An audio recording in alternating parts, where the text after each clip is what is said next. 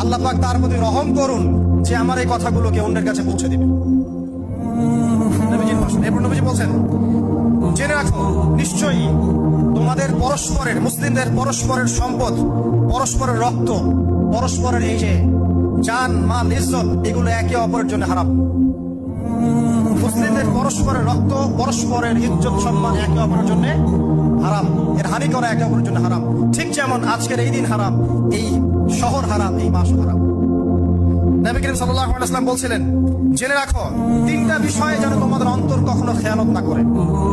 তিনটা বিষয়ে তোমাদের অন্তর যেন কখনো খেয়ানত না করে।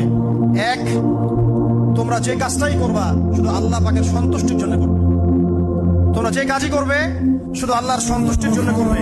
তোমাদের শাসক বর্গের কল্যাণ কামনা করবে। তোমাদের শাসক বর্গের কল্যাণ কামনা করবে। 3 নাম্বার, মুসলিমদের জামাতকে আঁকড়ে ধরে রাখবে।